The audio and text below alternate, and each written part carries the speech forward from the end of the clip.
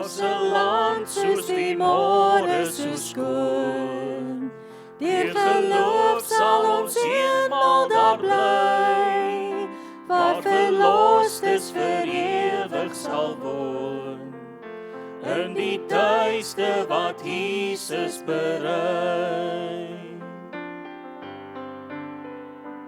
Dit is byna tyd dat die Heer moet kom, die tyding gaan al rond, die sterlig dan die dag breek aan, kom ons juig oor die goue môre stond. Ons is byna tuis, ons is byna tuis, sien die lig wat stromend van die koepelstal, sien die duister wat uit elke stadspoort straal, ons sal spoedig deur die goue strate gaan, oor die engele stemme waar die tempel staan, ons is byna tuis. Amen, ons is byna tuis. Baie welkom hier so by ons Afrikaanse kampvergadering. Dis ons tweede ene en ons hoop dat dit sal net aanhou groei. En ek is bly dat almal van julle hier gekom het en ek weet van julle het baie ver gery en ons is baie dankbaar dat julle veilig hier is. En ons sien uit na 'n baie lekker tyd saam met julle. Ons weet dit is koud, maar daar is 'n verwarmertjie daar agter. Gewoonlik sal ek met julle raas en sê, hoekom maak julle van agter af vol? Want ons hou daarvan dat julle voorsit. Maar ek sien vanaand is daar regtig 'n verskoning, want die verwarmer is daar agter. So ek gaan nie vanaand met julle raas nie. So ons wil net vir ons gassprekers ook baie welkom sê. Leroy Roelof, baie welkom hierso. Julle het ver gery. Dr. Freddy, baie welkom. Ek wil hom ook net bekendstel aan julle. Hy het gesê ek moet nie te veel praat oor hom nie, maar ek moet net sê hy's 'n uroloog daarso in Bloemfontein. Hy's by die Life Hospitaal. Hy's ook 'n professor by die universiteit daarso en hy is ywerig om die Here se woord te verkondig. Toe ek hom gebel het vir die eerste keer en hom gevra het om te kom, het hy glad nie gehuiwer nie. Hy het dadelik gesê, nee, dis reg. En dit is hoe elkeen van ons moet wees wanneer die Here ons roep om iets te doen. Amen. So ons sien uit na die boodskap wat die Here op sy hart gedra het en ook die boodskappe wat die Here op Leroy Roelof Geldenhuys se hart geplaas het en ons bid dat elkeen van julle harte sal oopmaak, dat die Heilige Gees julle sal inspireer om te ontvang wat julle nodig het. So op hierdie stadium wil ek net vra dat ons oë sluit en dat ons 'n openingsgebed doen. So kom ons sluit ons oë. Ons liefdevolle Hemelse Vader, baie dankie vir hierdie geleentheid waar ons as medegelowiges op die Sabbatdag by mekaar kan kom. Liewe Heer, U het ons geseën dat ons by mekaar kan kom en ons is hierso as medegelowiges en ons wil graag meer leer van U. Ons wil ons verhouding weer opnuut vasmaak met U en ons wil groei in die woord. So liewe Heer, waar hierdie naweek gaan oor dis hoogtyd en waar die boodskappe gegaan oor herlewing, wil ons regtig vra dat U die Heilige Gees ons sal inspireer sodat ons 'n transformasie sal ervaar in ons lewens. Dat ons hier weg sal stap hierdie naweek veranderde mense, want ons het U teenwoordigheid gevoel. So liewe Heer, ons voel dit al reeds, maar ons nooi U uit spesiaal en kom woon in ons harte en asseblief raak ook die lippe aan van ons spreker nou en mag ons net 'n geseënde tyd hê. Liewe Heer, baie dankie ook vir die liefde wat U oneindig oor ons uitstort.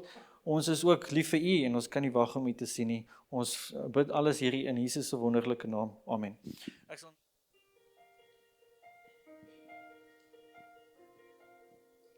All to Jesus I surrender all, to Him I freely give.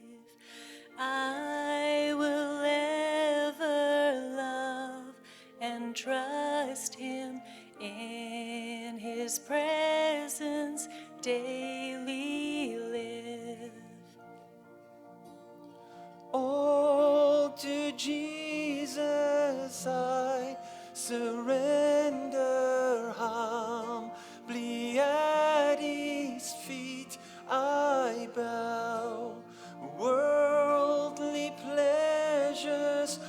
all forsaken. Take me, Jesus, take me now. All I am, all I have, I give it back to you. Every breath, every step, oh, I surrender all. All to Jesus I surrender. Make me Savior, wholly thine. Let me feel the Holy Spirit, truly know that thou art mine. All I am, all I have, I give it back to you. Every breath, every step, oh, I surrender all. I surrender all. I surrender all.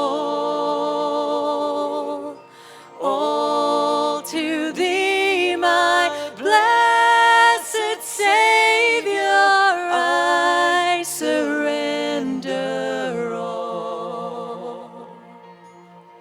All I am, all I have, I give it back to you.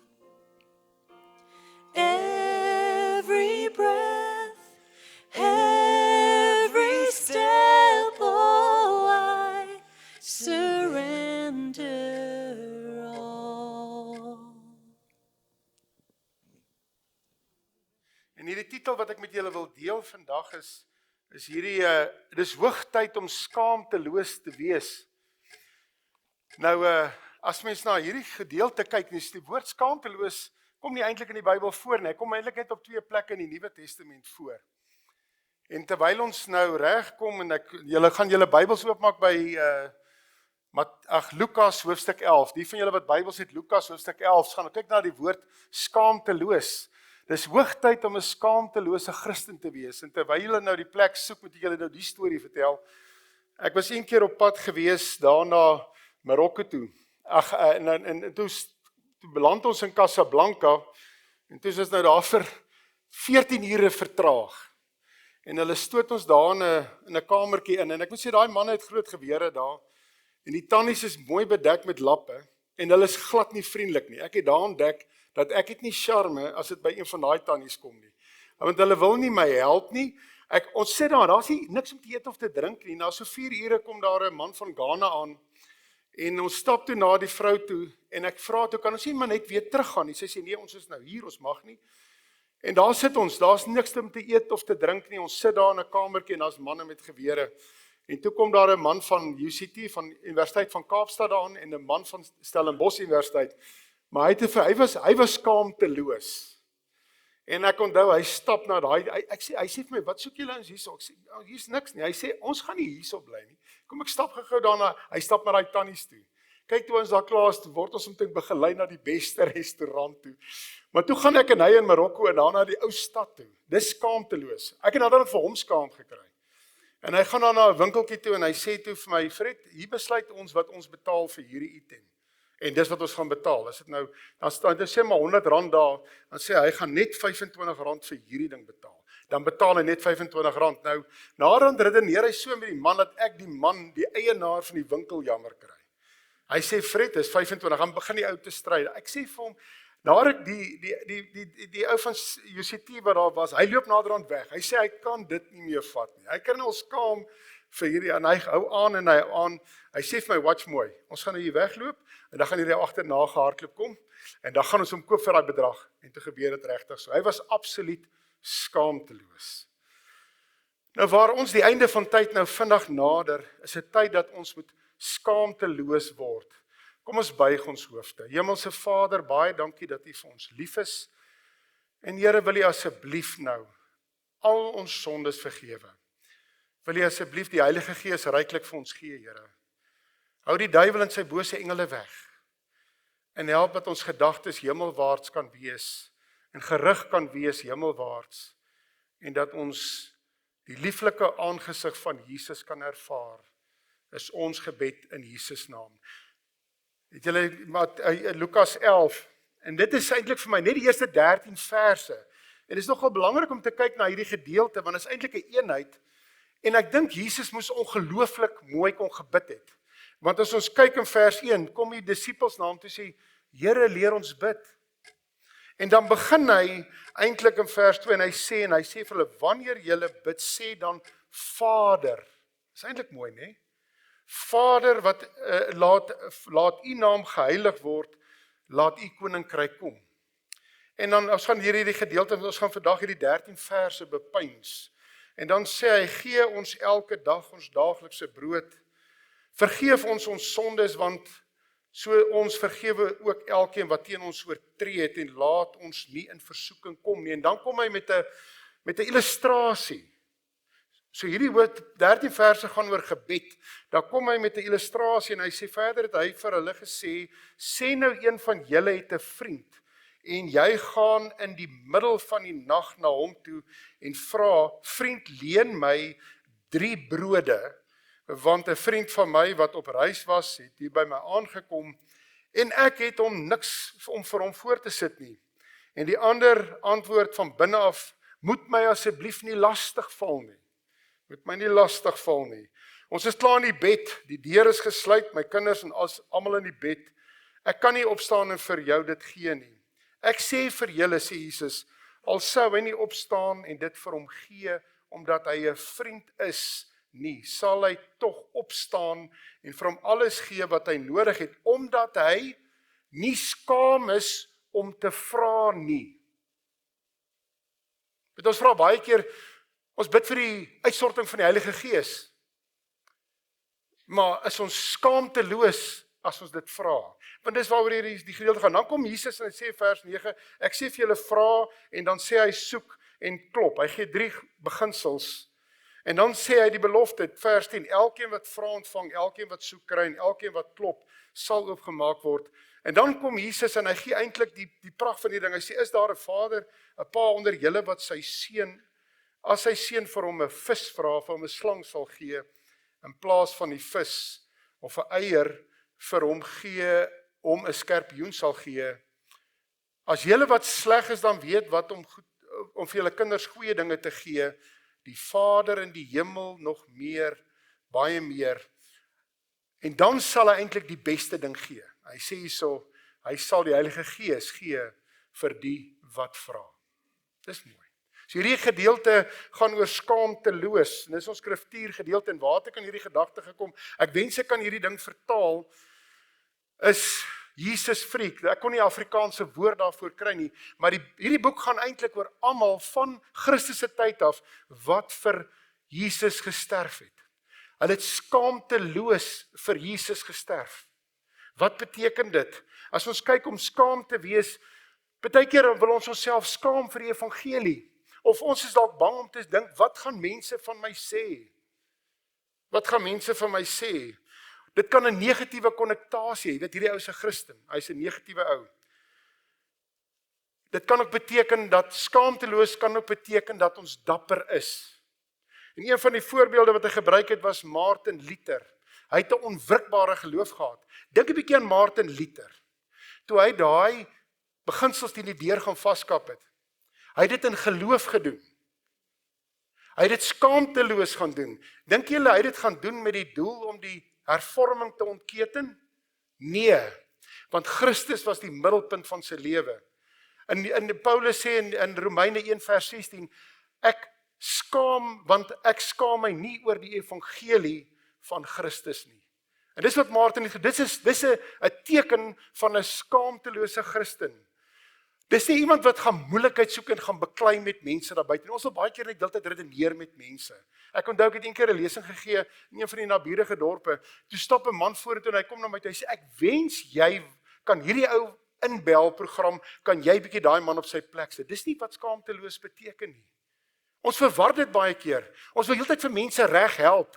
Maar ons het eendag 'n baie mooi 'n voorbeeld. Is iemand vra eendag vir my vrou, hoe hou julle die Sabbat? Dis al wat hy gevra het. Maar dit vir 'n ander adventis ook gevra en die persoon het gegaan en vir hom 'n hele Bybelstudie gegee en alles oor die pausdom. Hy wil nie dit gehoor het nie. Hy het een vraagie gevra. Hoe hou julle die Sabbat? So skaamteloos is nie om te konfronteer en te stry en te beklei nie. Skaamteloos is om Christus die middelpunt van jou lewe te hê. Die fokus moet wees op geloof. En dis waaroor hierdie hele stukkie gaan. As ons kyk na skaamtelose Christene, en ek weet nie of julle Richard Wurmbrand ken nie, dis eintlik 'n amazing verhaal. Skaamteloosheid red mense se lewens. Wat het gebeur met hierdie man? Hy was in Boekarest, Roemenië. Hy was 'n sakeman. Hy kan 9 tale praat. Hy skatryk. Ken iemand hierdie verhaal van hierdie man? Hy is skatryk. Hy kom in hierdie Jesus Freak boek. Dis waar hy voorkom. Sy naam kom dan voor, hulle beskryf sy lewensverhaal. Hy is eintlik 'n ateïs. Hy glo nie in God nie. En hy word siek. En hy gaan na 'n hospitaal toe waar hulle hom afsonder vir sy TB, hy en sy vrou. En 'n man gee vir hom net die 4 evangelies van Jesus Christus. Dis al. En hy begin dit te lees, net daai eerste 4 boeke van die Nuwe Testament. En toe hy dit lees, toe gryp die lewensverhaal van Jesus hom so aan, dat hy na sy vrou toe gaan sê, ek wil Jesus volg. En hy word 'n predikant, 'n Lutherse predikant. En in 1948 het die Russe Roemenië oorgeneem en ingeval, en hulle begin kommunisme in Roemenië vestig. En Richard sit daar en al die predikante in die stad Boekarest word uitgenooi en al wat hulle moet sê, hulle stap oor die verhoog en dan sê hulle, kommunisme is nie so sleg nie. Dit is vereenselwigbaar met 'n Christen. En hy sit langs sy vrou. En hy sê vir haar, my vrou, ek kan nie toelaat dat dit gebeur nie, want hulle beledig Jesus. Jesus is die middelpunt van sy lewe. Hy's 'n skaamtelose Christen en hy staan op. Hy's die enigste persoon in daai hele auditorium en hy stap na daai podium toe en hy sê dit kan nie gebeur nie. Julle kan dink wat het gebeur. Hulle vang hom en hulle sluit hom 14 jaar toe in 'n plekkie diep onder die grond wat seker nie groter as hierdie tafel is nie. Hulle martel hom elke dag. Hy moet net sy woorde terugtrek. Dis al wat hy moet doen. Hulle martel hom elke dag. Sy vrou weet nie eers waar is hy nie. En op 'n dag, na al hierdie martelinge, sy tande is uitgeslaan. Hy sê mos hy moes nooit na 'n tandarts toe te gaan nie, want al sy tande was toe al uit. 14, seker op die einde van daai 14 jaar, ruk hulle hom weer daar op 'n stoel en laat hom daar so sit. En die ou vra vir hom, glo jy werklik? Onthou 14 jaar in donkerte en isolasie. Hy glo jy werklik dat Jesus jou geskape het? Weet wat doen hy? Hy sê ja. Ek en jy is in die beeld van Christus geskape. Die ou begin vir hom te lag. Hy gaan haal 'n spieël. Hy druk hom voor sy gesig in. Hy sê, is dit hoe Jesus lyk? Hy sê, toe skrik hy toe hy sien hoe lyk hy. Sy hare is lank, sy tande is uit, sy wang is opgeswel. Hy het gate soos hom gebrand het. En hy kyk so.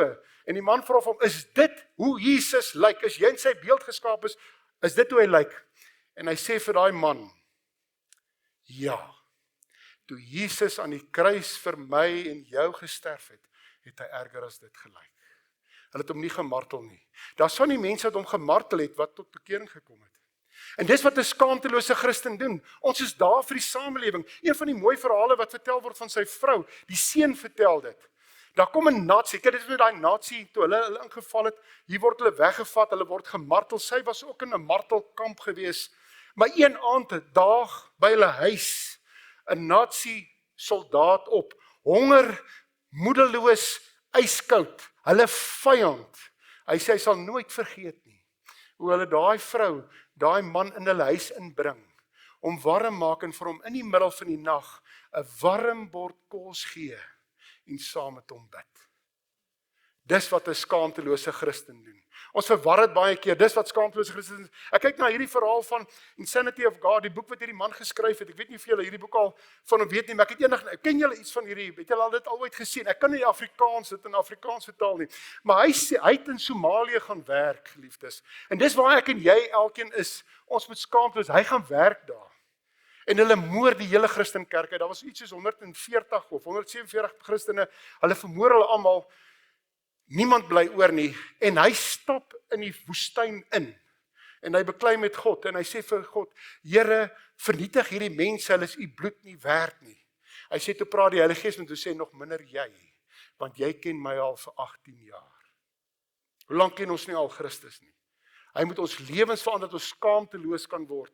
Maar hy sê, hy het gegaan na die lande toe waar mense vervolg word. Hy het hoeveel jaar daar sendingwerk gaan doen. En wat hom pla is dit, in hierdie lande bid hierdie mense en sê, Here, help my om staande te bly om dood te gaan vir u. En dan dink ek aan ons in Suid-Afrika, ons sê baie keer, dankie Here dat ons godsdienstvryheid is, maar by bid hier is daar net 2 karre. So wanneer ons skaamteloos is, sal ons vir Jesus wil sterf. En dis wat hy sê, hy sê dit maak nie saak wat gebeur, hy sê maar toe daai woorde na hom toe kom. Een van die mooi goede wat hy ook gesê het, is dit, toe daai World Trade Center val in hy vliegterrein, ek het dit al vir iemand vertel, toe hulle dan daai World Trade Center vasvlieg. Hy sê, nou is almal kwaad, sy skoonpa val op sy knieë neer, hy's 'n predikant, hy sê, Here, vergeef daardie saboteurs en moordenaars, want vergeef ons, want ons het nie aan hulle die evangelie gebring nie. Dis skaamteloos. Wees lief vir jou vyande. Christus moet sentrale deel van jou lewe word. Skaamteloos is, jy moet die waarheid lief hê. Jy moet altyd die waarheid praat. En dan dink ek aan wat as ons kyk na hierdie kerk wat 'n profetiese kerk is, Openbaring 14 vers 12. En dis wat ek wil sê, hier kom die leidsaamheid van hier is die gelowiges, hier het die gelowiges volharding nodig. Ek nou ander vertaling nou verwar. Jy sê mos een ou vertaling sê hier kom die leidsaamheid van die heiliges te pas. Hier is die 83 vertalings, so ek het nou 'n bietjie te mekaar geraak met die vertalings. Wat skaamteloos, ons moet skaamteloos wees. Want wie gaan hierdie merk kry? Dis hulle wat Christus se beeld uitstraal, wat 'n koneksie het met Jesus Christus. Dis my altyd bekommerd, my altyd. As jy stap in 'n plek in en iemand vra vir jou, is jy 'n Christen? Dan voel ons ongemaklik. Hoekom? Jy stap in Pick n Pay, jy sit 'n vrag deur die til. Is jy gered? Dan is ons bekommerd. Ons wonder, ons dink, daai sondes. Ons moet nie wonder nie, want ons moet skaamteloos wees. As ons kyk na hierdie skrifgedeelte, waarby begin dit? Dit begin by die Onse Vader, het hy gesê, en hy sê, Vader, wat beteken daardie woord Vader? Dit is Pa. Ons is mos nie bang om ons ouers iets te gaan vra nie. Ons kan ons by ons ouers ook gaan nek. Wat is skaamteloos? Ons hou aan met vra. Dis nie net eenmal se gebid nie. Ons hou aan en aan. Ons kan regtig by God neel vir die uitstorting van die Heilige Gees, want dis wat hy in daai gelykenis vertel het. Ons moet by hom neel vir dit. En dis waaroor hierdie gebed gaan. Ek sê vir julle, God wil groot dinge deur ons doen. 1 Korintiërs 3 vers 9 sê, ons is medewerkers saam met Christus. Hy wil groot dinge deur ons doen, maar ons wil hom nie toelaat nie. Ons is heeltyd gefokus op die klein dinge. Ons moet groot dinge dink, ons moet vir die Here groot dinge aan sy voete lê, want ons is medewerkers van hom. Skaamteloos, ons hoef nie bang te wees om te vra nie. Eintlik wat as jy kyk na hierdie Onse Vader sê eintlik, ek het 'n onwrikbare vertroue in Jesus Christus. 'n Onwrikbaar. Ek twyfel nie. Daarom sê Onse Vader. Nou wanneer ons na hierdie verhaaltjie kyk, is eintlik daarom 'n probleem, maar begin met hierdie middernag. Dis interessant, hy sê in die middel van die nag het hierdie man na hierdie huis toe gekom en hy het 'n krisis gehad. Ons almal ervaar daardie middernagtelike krisisse. Hulle kan op baie vlakke wees. Dit kan op 'n fisiese probleem wees. Baie keer is daar soveel storms wat om ons losbars. Ons voel ons het nou die einde van die tou bereik. Hierdie middernagtelike donkerte het ons neergesak. Ek hoor vandag, 'n man bel my eergister. Ek onthou 'n jaar gelede het hy sy werk verloor. Dis 'n man met 'n gesin. Of meer as 'n jaar gelede. Hy het 'n jaar gevat om werk te kry. En toe bel hy my, toe sê hy vir my, hy het werk gekry, hy is so bly daaroor, en 'n jaar later verloor hy weer sy werk. Hy het sy werk verloor laas week. Hoe verduidelik ons dit? Daar's middernagtelike storms wat om ons rondgaan. Ons weet nie meer waarheen om te gaan nie. Gelukkig luister God na ons ter 11de uur gebede. Ons reserves is op. Of 'n mens betaal 10de in getrou en dan breek die kar. Maar 'n skaamtelose Christen sit sy vertroue in Jesus Christus. Gebed, sê Gelykenisse van Christus, bladsy 139 tot 142, mens moet dit gaan lees, dis waaroor hierdie gelykenis gaan. Gebed is nie daar om Jesus of God te verander nie. Gebed is om my lewe in lyn te bring met Christus. Dis dan eintlik 'n groot ding, nie? Want weet jy, ek wil God se arm draai. Jy sien ons, julle ken Boereplaas? Die speletjie, daar's mens kom by die tronk uit kaart. Dis wat ons wil doen, maar 'n skaamtelose Christen gaan dit nie doen nie. Ons moet ons lewens in lyn kry met God. Here, wat wil jy van my hê? En weet, met hierdie 11de uur moeilikheid ook, hierdie middernagtelik, noem dit middernagtelike moeilikheid.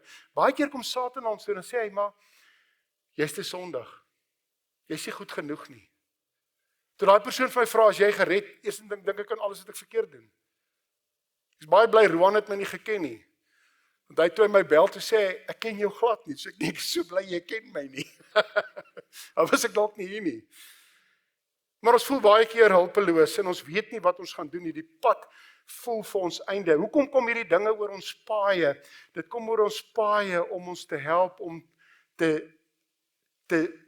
agter te kom hoe afhanklik ons van God is. Want 'n skaamtelose Christen, as ons wil skaamtelose Christen in hierdie eeu wees, gaan ons 'n absolute afhanklikheid hê van God. Ken hom in alles wat jy doen. Hoekom is dit so moeilik? Ek vind dit vir myself. Ek het moeilikheid by die werk, dan storm ek al uit.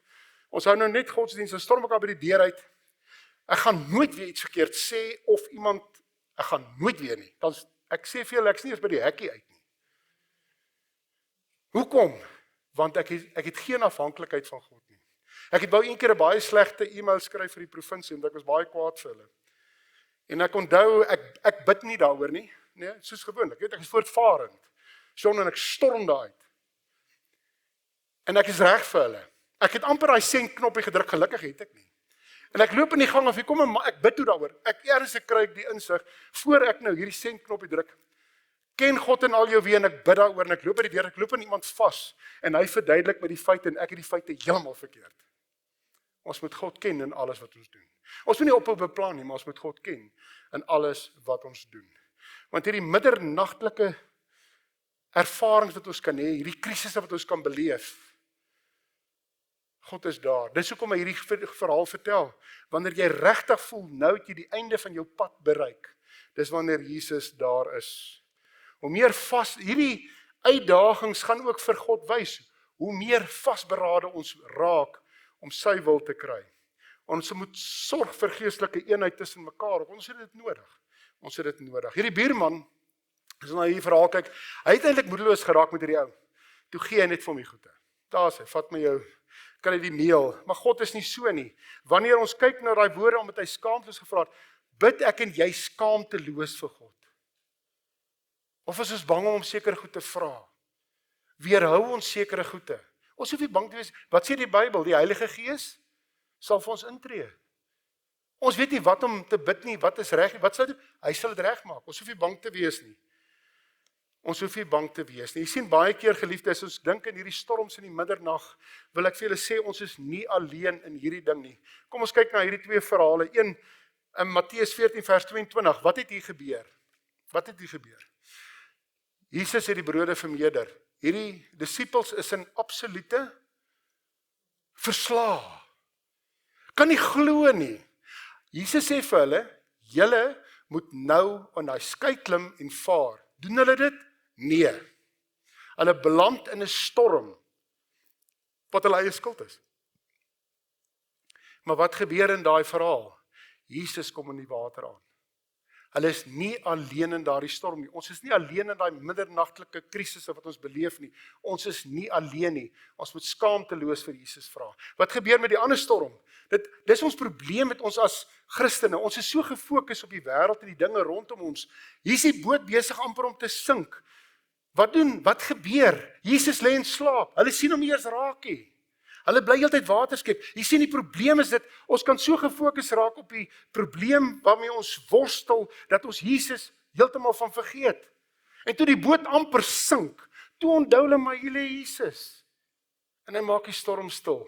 Een van die mooiste verhale ook in die Bybel van storms is Jona. Wat het Jona gedoen? Hy wou nie Ninive toe gaan nie. Hoekom nie? Want hy het geweet Jesus is genadigvol en hy gaan omgee. So hy het geweet, hy moet nou vir hulle gaan verkondig dat hulle gaan sterf, maar God gaan dit nie doen nie. So wat doen hy? Hy besluit hy vlug Tarsus toe. Maar wat doen God met Jona? Om Jona te red. Hy skep 'n storm en hy skep daai vis. Dit was nie een of ander visie wat toevallig verbykom het. God skep dit. Geliefdes, in die storms waarin ons beweeg, is ons nie alleen nie. Ek sien baie keer mense moedeloos voor my sit. Dan sê hulle, maar my huwelik sukkel. Daar's foute in my familie. My kind doen dit. Die storms, ons is nie alleen nie. Al voel dit baie keer vir ons so. Christus is deel van daardie storms. En ons moet baie seker wees. En as ons nou verder kyk na hierdie Matteus 11 vers 5, hierdie middernag, dit het 'n baie sterk geestelike konnektasie. Want wat beteken middernag? As ons kyk na die Bybel, dit kan beteken dit is nou die tyd. Dis nou die einde van tyd.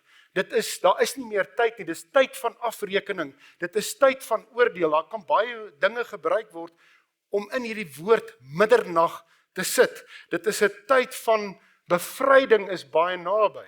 As ons dink aan die middernagtelike geroep, almal ken daardie teologie, 1844, alles wat daar rondom gebeur het. Maar wat is hierdie middernagtelike roep? En dis waar die groot uitdaging van ons kerk gewees. Hoekom sal Jesus hierdie gelykenis vertel en sê, dis hoe jy moet bid die Onse Vader, hy gee hierdie verhaaltjie, en dan gee hy tekste oor hoe ons moet bid, waarvoor ons moet bid, en dan praat hy oor persistering, en dan praat hy oor die Heilige Gees. Die Heilige Gees is op die oomblik een van die grootste onderwerpe in die Christelike wêreld wat betwyfel word. Kom ons kyk 'n bietjie daarna. Maar wat sê Matteus 25 van die maagde sê? Dit sal so gaan in daardie dae met die koninkryk van die hemele. 10 meisies het uitgegaan en wat het hulle gekort? Wat het hulle gekort? Dis die Heilige Gees. Dis wat hulle gekort het. Ek kyk nou die dag op Showmax was daar so 'n ding oor die illumination. Dit gaan oor al hierdie nuut gevormde kerke. En dit is baie interessant dat hierdie nuwe, dit is evangeliese kerk van dit, evangeliese kerk van dit. Hulle sê daar is nie iets soos 'n Heilige Gees nie. Dis baie interessant nie. Die Heilige Gees, wanneer ons kyk, as ons hierdie kerk die einde van tyd nader gaan kom, gaan ons die Heilige Gees meer en meer nodig hê, maar die aanval op die Heilige Gees gaan al hoe meer en groter word. Het jy al gehoor in ons eie kerke? Nie, ek het dit nog nie by ons gehoor nie, maar daar was debatte gewees, bestaan die Heilige Gees al dan nie? Het julle al dit gehoor?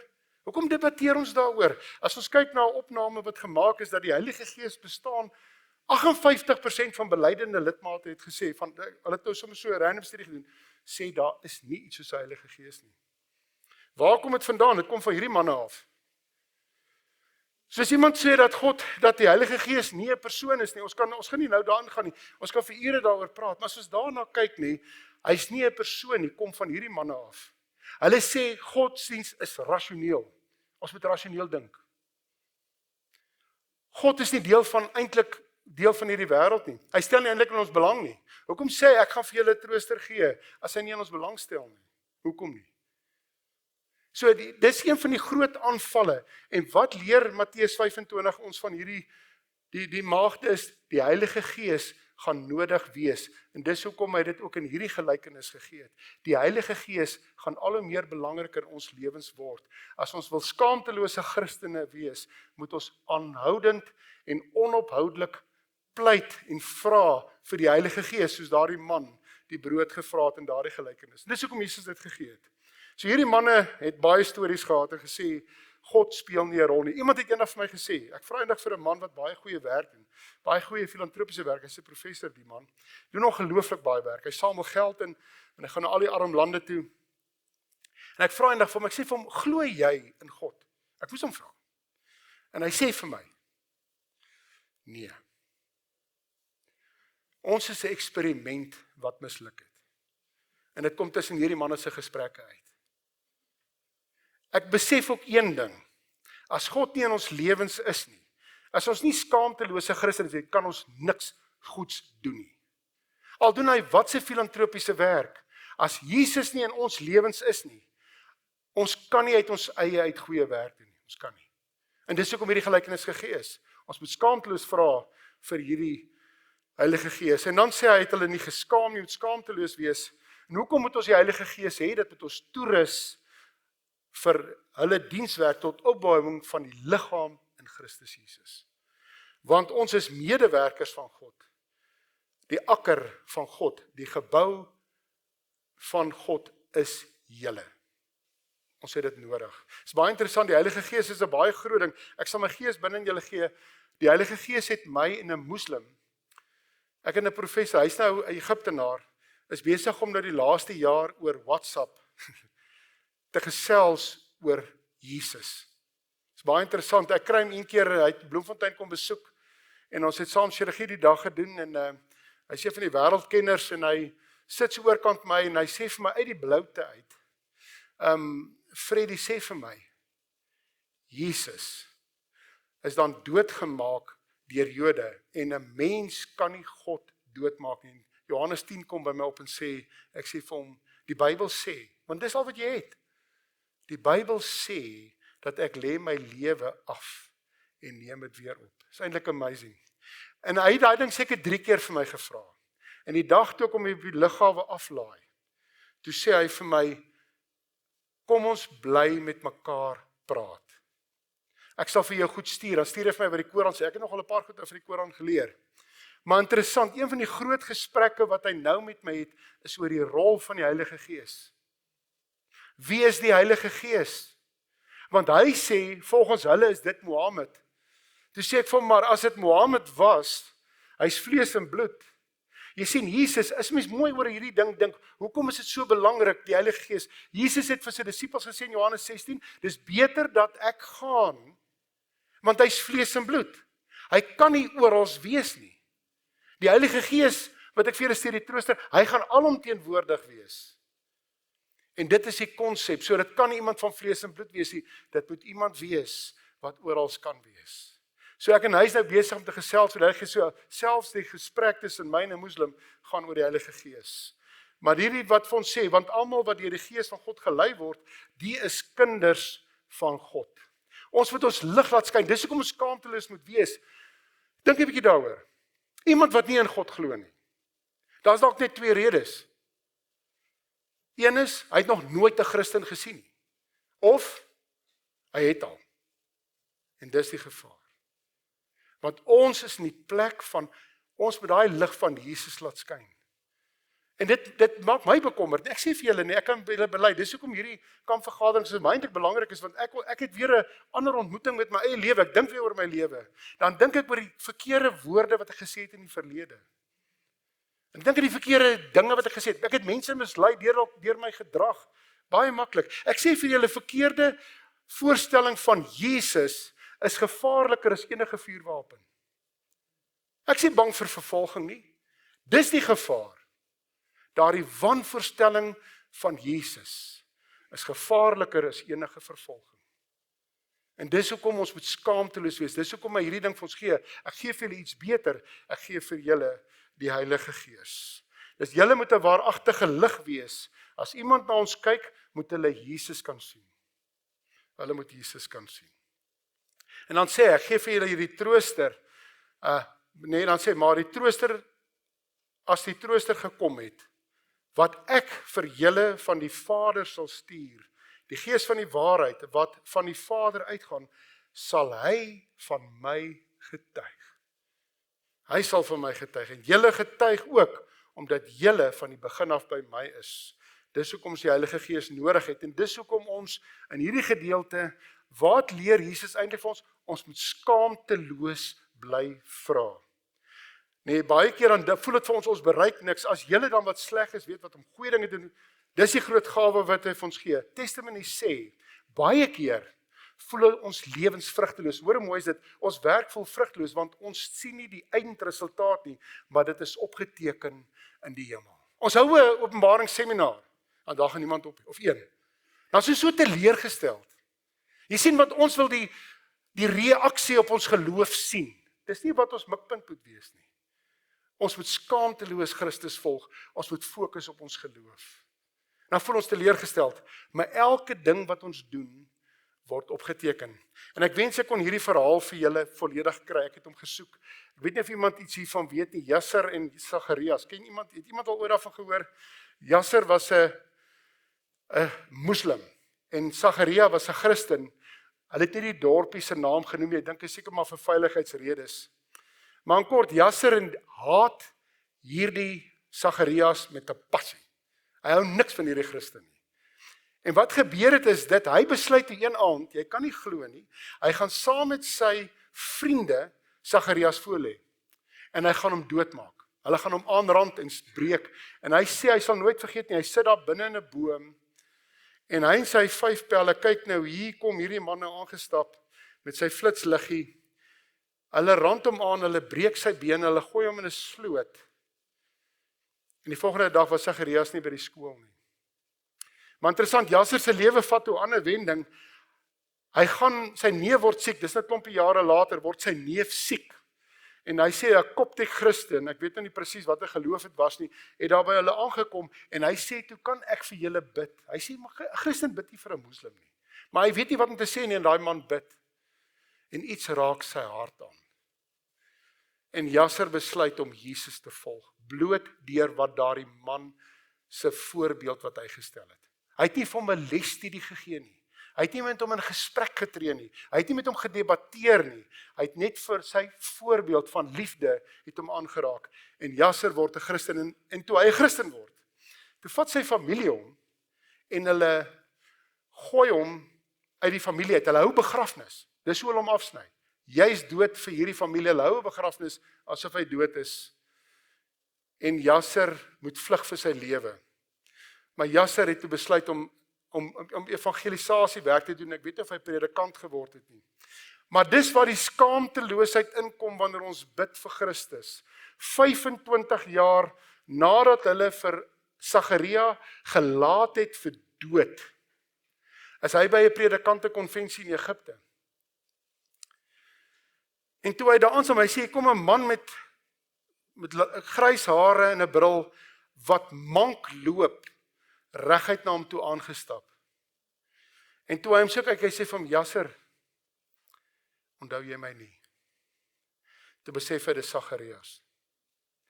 En die trane begin oor sy wange te loop, en Sagaria wys vir hom, geliefdes, dis wat die skaamteloosheid van Christendom beteken. Hy maak sy Bybel oop, en hy het heel voor in die bladsy, heel eerste bladsy, het hy Jasser se naam neergeskryf, en hy het vir hom elke dag gebid. Dis wat skaamteloosheid kan doen. 'n Skaamtelose Christen sal sy vyand lief hê. Dis baie moeilik, né? As ek dink aan ons politieke bestel waar ons nou is, almal dink ou Donald Trump gaan vir ons nou help, né? Hy gaan 'n paar jets stuur. Ek moet dit sê, die Here verhoor ook altyd ons gebede. Ek en my vrou het voorreg om ons gaan nou die wêreldkonferensie toe. Maar en nou moet ek gaan, my vrou haat vlieg verskriklik, en ek moes lank sobat. En sy sê, man, sy bid dat ons kry nie 'n visum nie. Ek weet nie of dit my gesig is nie. Jy weet, ek weet nie, maar ek berei papiere voor. Ek en my vrou staan daar by daai interview, en daai man kyk ons so, hy sê, waar gaan julle? En ons sê vir hom net dit. En alles wat ek ingevul het, hy vra my nog een vraag wat ek my ingevul het op die aansoek. Hy sê, your visums are approved. Dan sê my vrou, ja, dat ek my gebed is nie verhoor nie. God hoor altyd ons gebede. Ons sê dit baie keer verkeerdelik. Nee, die Here het my gebed nie verhoor nie. Hy verhoor elke liewe gebed. Dis belangrik. En soos wat hierdie man gedoen het, hy het onophoudelik gebid.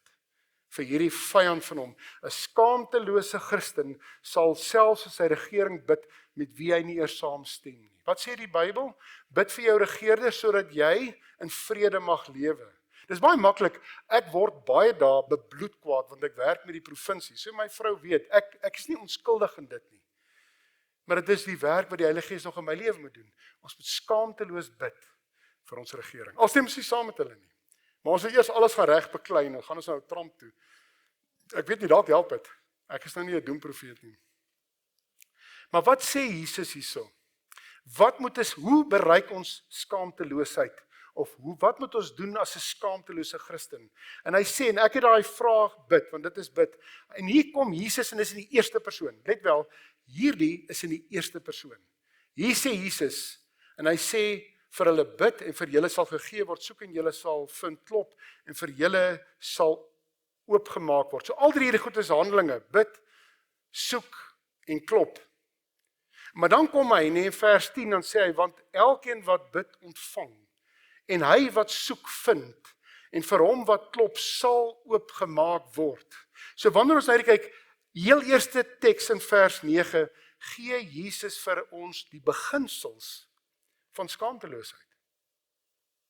En dan kom hy en hy sê in vers 10, hier is die beloftes. Hier is die beloftes van hierdie ding. En dit is so mooi, hy sê bid, en ek sal vir julle gee. Bid sal ontvang. En dit laat my baie keer dink wanneer ek kyk, wat beteken daardie gebed? Daardie gebed beteken, ek gee my hartsbegeerte vir Jesus. Dis die eerste ding wat ek doen. Ek gee my hartsbegeerte vir Jesus. As mens dink, weier dink, dis eintlik regverdigmaking. Ek gee eintlik my lewe oor aan U. En ek gee die Here my hartsbegeerte. So dalk nou 'n boyfriend is of so, almal droom daarvan. Ek sien, ek het 4 kinders. Ek ken hormone. Ek ken alles. Hulle sê, ek het eendag vir 'n dokter gelag, ek kry middag by die werk. Ek sê, wat is jy so knorrig? Hy sê, nee man, in my huis, my kinders se hormone kom op, my vrou se gaan af, en daar waar hulle bots is daar net moeilikheid. Maar ons moet ons hartsbegeertes aan God opdra. Ons dink baie keer dit is niks. Wat dit ook al is, dra dit op. Want dis hoekom hy sê, vra. Gee dit vir Jesus. Gee jou lewe vir Jesus. Wees eerlik met Christus. Ons kan nie oneerlik wees met hom nie. Baie keer wil ons goedjies draai wegsteek. Hy kan alles raak sien wat nou is. Soek vir Jesus heel eerste.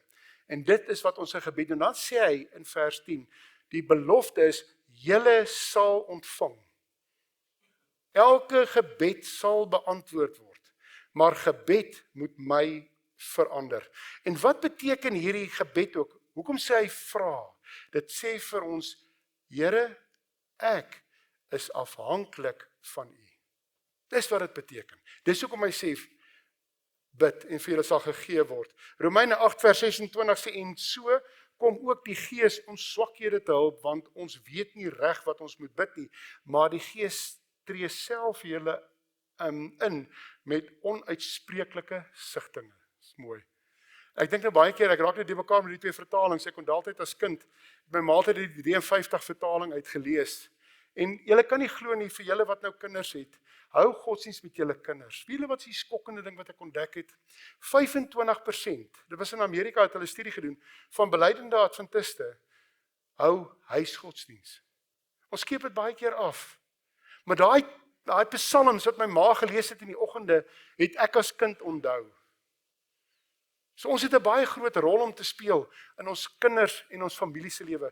Paas, julle moet nou die ding opneem in die huis, julle priesterskap. En julle moet sê, kom ons vat boeke, kom ons lees. Kom ons kom by mekaar, kom ons bid. Hoeveel keer bid ons saam met ons kinders? Hulle stoei met 'n sekere ding. Hoekom bid ons nie saam met hulle nie? Ons probeer oplossings kry oral, maar ons moet saam met ons kinders bid, saam met ons geliefdes bid. En dit is 'n baie belangrike ding. Ons moet deel daarvan, ons moet gebed deel van ons lewe maak. En dan sê hy hierso, weer gee Jesus die beginsel in die eerste persoon en hy sê, soek en julle sal vind. So wat was een vra? Nou is dit soek. Wat moet ons soek? Is God se wil. Want jy sien, as ons God se wil soek in ons lewens, in ons gebedslewe, dan sal dit ons lewens verander. Ons gaan vir baie goed nie antwoorde hê nie. Ons gaan vir baie goed nie antwoorde hê nie. Ek en my vrou ry net in Frans, maar hoe gebeur dit? Hoe gebeur dit? Ek het al mense gehad wat voor my gesit het.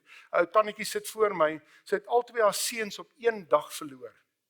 Hulle was daar van Fouriesburg se wêreld gewees. Op een dag albei haar seuns. Hulle was op vakansie. Maar daai tannetjie het was vir my so inspirasie. Ek sit na en luister, ek sê tannie, ek weet nie, maar met dit kan 'n mens net saam leef. Weet wat sê sy vir my? Al was ek daar, sou dit nog steeds gebeur het. Maar ek weet Jesus was daar. Dis hartseer, maar Jesus was daar.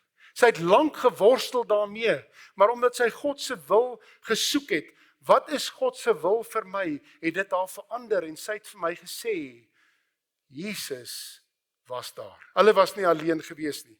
Ons moet soek, ons moet kyk wat die Bybel vir ons sê, ons moet die Bybel bidend ondersoek. Ek wil vir julle nou een ding sê, en ek gaan dit, wat ek nie van hou nie. Kyk, daar's 'n plek vir YouTube, DVD's, 3ABN, Hope Channel, al daai goed, daar is plek vir dit. Maar daar's niks wat persoonlike Bybelstudie verander nie. En dis wat ons moet doen. Want die man wat nou daai praatjie aanbied, hy het iets gaan voorberei, sit ek daar, "Haai, dis interessant. Steek dit werklik vas in ons?" Nee, ons moet ons Bybels oopmaak en dit self lees en self bestudeer. Ek voel baie sterk daaroor. Dit het 'n groter plek in ons lewens moet dit inneem as wat enige ander tipe forme van bediening in ons lewens moet inneem. Ek hou nie van lees altyd, nie so. Niemand hou altyd van lees nie. Dit is baie makliker om iets op televisie te kyk. Maar ons moet die Bybel self bid en studeer, want dan kan ons hierdie beginsel toepas in ons lewe. Dan wanneer ons soek, sal ons vind. Dan wanneer ons soek, en dan sê hy klop, en vir julle sal oopgemaak word. Wat beteken klop? Dit is aanhoudend. Dit is aanhoudend, dit is skaamteloos. Ons moet aanhoudend bid, want dit moet ons verander. Dis wat hierdie dik sê. So die eerste sê, vra, draai jou begeerte op in Christus. 2, soek, vra die wil van God. 3 is, laat dit jou verander. Laat dit saam met jou gaan. Dit moet persisteer, dit moet skaamteloos wees. Ons moet nie ophou nie. Ons moet herhaaldelik dit doen, want dis wat klop beteken. Jy klop ons 'n paar keer in 'n deur, dis herhaalde keer dieselfde aksie. So wanneer dit vir ons baie keer voel, maar ons bereik niks, moet ons net aanhou en aanhou en aanhou, want dis wat hy sê, en hy wat klop, daardie deur sal vir hom oopgemaak word. En dis wat hierdie vir ons so mooi leer, hy leer ons alles oor gebed, en dis wat ons moet doen. As ons kyk na Galasiërs 5 vers 20, maar die vrug van die Gees is liefde, blydskap, vrede, lankmoedigheid. Dit is wat 'n skaamtelose Christen moet wees. En dit kan net kom deur gebed. As ons vra, as ons bid, ons soek en ons klop. En dan sê enigiets wat julle my naam vra, dit sal ek doen. Dit is eintlik vir my so mooi. Alles wat julle vra, dit sal ek doen. Dalk nie nou nie, maar ek gaan dit doen. Soos die Vader my liefgehad het, het ek julle ook liefgehad. Bly in hierdie liefde van my. Dis 'n skaamtelose Christen. Ons moet in die liefde van Christus bly. Die Heilige Gees sal aan almal gegee word wat smeek vir die brood van die lewe om dit aan hulle naaste te gee. Ek dink baie keer daaraan, ons is baie keer so selfsugtig in ons gebede. In die oggende, wat doen ons? Ons bid, Here, help my asseblief vandag om 'n goeie werk te doen, my besigheid te kan doen. Here, help vir my om soet te wees, die kinders te help met die inkomste. Ek sukkel om dit te kry. Maar die Heilige Gees gaan vir ons gebede beantwoord wanneer ons iets kan gee. En dis 'n groot doel van gebed. Dit gaan nie net oor onsself nie, wanneer ons iets het om te gee. Gelykenisse van Christus sê dat die Heilige Gees was heeltyd op Jesus se lippe gewees. Hy het heeltyd die soete influistering van die Heilige Gees gehoor. Daarom kon hy gee. As jy kyk in Jesus se gebed, en ek dink hy het 'n teksie daarso, 'n teksie wat dit eintlik baie mooi sê, is dat hy het gesê, Here, wees met my disippels, heilig hulle soos U my geheilig het, in Handelinge 17, Johannes 17. Dis dan pragtig. Ons sal iets hê, moet kan gee. En hoe kan ons dit doen? Wanneer ons soek, wanneer ons bid, ons soek en ons persisteer. Dan gaan ons iets hê. En baie keer wanneer ons na hierdie goed kyk, die Heilige Gees sal ons verseël, en ek wil graag aangaan met ons tyd gaan wees. Die probleem is dit, wanneer ons na hierdie graf van Lazarus kyk, geliefdes, ons moet vanaand vir onsself afvra, wat weerhou ons om die wonderwerke van Christus te sien? In Johannes 11 kom hy by Martha en hy sê, hulle huil almal, Lazarus is dood, julle ken almal die verhaal. Maar wat doen hy? Hy kon daai klip weggerol het self. Hy kon daai klip weggeblaas het. Hy kon daai klip laat verdwyn het. Maar wat sê hy vir Maria, vir Martha hulle? Wat moet julle doen? Rol daai klip weg. En wanneer daai klip weggerol word, kon hulle werklik die wonderwerk aanskou. En die geestelike les daar vir my is, wat in my lewe is 'n klip, wat weerhou my om die wonderwerke wat Jesus in my lewe kan doen, dat ek dit nie raak sien nie. Ek dink die feit dat ons hier so is dat ons lewendig is klare wonderwerk. Soos op die paai ry. Ek sit so en dink toe ek nou vandag ry, die paai is maar smal hiernatoe, val hier die laaste stuk. Nou wonder ek die manne wat in daai motors nou ry, het hulle goeie bestuursvermoëns? Het hulle lisensies gekoop? Dis eintlik so gevaarlik op die paaie. Dis eintlik so gevaarlik. As hier kom is 'n wonderwerk. Daar's soveel wonderwerke in ons lewens. 'n Pragtige, mooi geskape kind is mooi. Is baie mooi. Maar wat weerhou ons? Wat is daardie klippe in ons lewens wat ons dit weghou? As ons met die Heilige Gees het, sal ons geestelike oë, daai klippe sal verdwyn. Maar dit gaan net deur persistering wees. Vir die daaglikse doop met die Heilige Gees moet elke werker sy versoek aan God rig. Kerke, Christenwerkers moet bymekaar kom om spesiale hulp te vra vir die hemelse wysheid sodat hulle kan weet hoe om wys te beplan en uit te voer. En dis waar onderlinge byeenkomste so belangrik is. Wat maak my 'n skaamtelose Christen? Ek is nie alleen nie. Ek is saam met 'n ander groep Christene. Dis wat vir my saak maak. Handelinge van die Apostels sê aangesien die middel is waardeur ons krag moet ontvang. Waarom honger en dors ons nie daarvoor nie? Hoekom probeer ons dit nie kry nie? Met alles wat ons het nie. Maar ons is besig om partykeer te kyk na klein dingetjies wat ons aandag aftrek. Ons sien partykeer nie die groot dinge raak nie, want die stormpies en die storms in ons lewens trek ons aandag weg. Hulle vertel 'n mooi storie, ek weet nie of julle dit al gehoor het nie, van die fabriekwerker wat met 'n kruiwa en so 'n klein boksie sand. Ken julle daai storie? Ek wil nie graag dit herhaal wat julle dalk al, julle predikant dalk gebruik. Hy kom met die kruiwa daar aangestap met so 'n klein boksie met sand elke dag by die sekuriteit. Dis een van 'n fabriek, seker werk met goud of iets. Dan daai sekuriteitsman spandeer tyd om deur elke sandkorrel te kyk. Dan maak hy die boksie toe en sê vir jou, wat doen jy? Nee, hy sê ek gaan net daar by my huis die sand uitgooi. Dan gaan hy daar met die kruiwa. Hy doen dit naderhand vir so 'n maand lank. Die kruiwa, klein ou sandboksie. Kyk, en waar fokus hulle? Hulle fokus op hierdie klein sandboksie. Hy vra toe vir daai man, hy sê luister hierso, ek gaan met jou nou ooreenkoms aan. As jy vir my sê wat jy steel, dan sal ons jou nie vang nie. Hy sê, is jy seker? Hy sê ja, as jy vir my vertel wat jy steel, dan gaan jy my nie vang nie. Hy sê ja. Hy sê, wat steel jy? Hy sê, kruiwaans. Want ons fokus op die klein dingetjies en ons mis die groot punt. En dis die teks wat ek net te veel gesê het, Johannes 17 vers 19, Jesus wil deel, hy sê, dit wat ek het, gee dit vir hulle. Dieselfde wat hy sê, wat hy het, gee hy vir ons. En hierdie is belangrik, ons is tevrede met die klein dinge, daarom soek ons nie die gawe van die Heilige Gees nie. Hoe gereeld bid ons vir die uitstorting van die Heilige Gees? Hoeveel keer het u al vir die Heilige Gees gebid? Ons doen dit nie. Ons dink nie, dis dalk nodig nie. Ons moet elke begeerte aan God opdrag te gee. En hy sal ons nuwe krag gee. Hierdie sê, die jonges word moeg en mat. Die jong manne struikel, maar die wat op die Here wag, kry nuwe krag. Ons sal nuwe krag kry. Hulle vaar op met vleuels soos arende, hulle hardloop en word nie moeg nie. Hulle wandel en word nie mat nie. Nou ek wil graag vir julle hierdie net afsluit met hierdie stukkie. Dit was vir my mooi. Ek weet nie of julle die geskiedenis ken nie. Die musiekmense, Sean, ken jy die geskiedenis van die lied? Die Gators sing hom.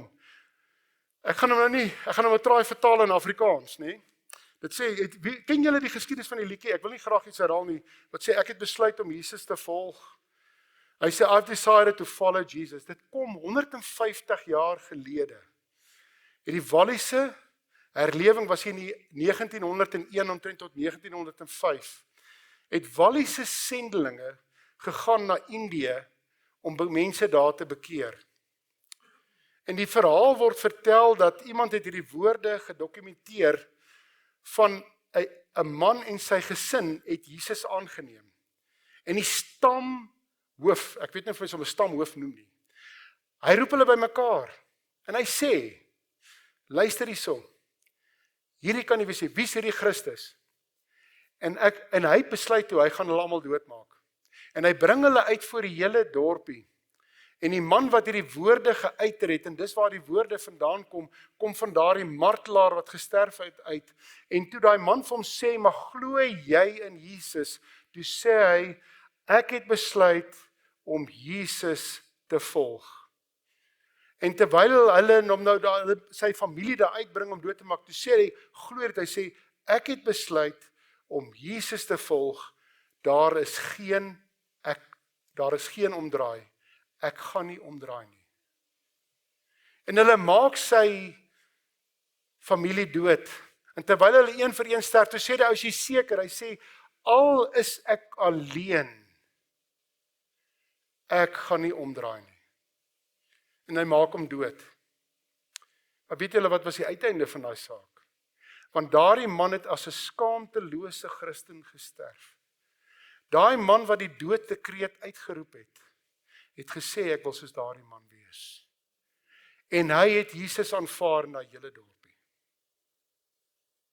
So geliefdes, as 'n skaamtelose Christen, vra ek vir u, en sê ek vir myself, ek het besluit om Jesus te volg. Daar is geen omdraai nie. En dit is my gebed vir elkeen van julle. Amen. Kom ons buig ons hoofde. Dierbare Hemelse Vader, baie dankie dat ons die voorreg het om U te kan aanbid. En dankie vir die Heilige Gees, Here. En wil U asseblief nou in ons harte inkom. En in hierdie kampvergadering en help, Here, dat ons skaamtelose Christene hier vanaf sal weggaan. En dat die wêreld en wat die probleme ook al daar is, dat ons vir die wêreld sal sê, ek het besluit om Jesus te volg. Daar is geen omdraai nie. Wees met elkeen van ons, seën ons as ons hier uitmekaar uitgaan, is ons gebed in Jesus naam.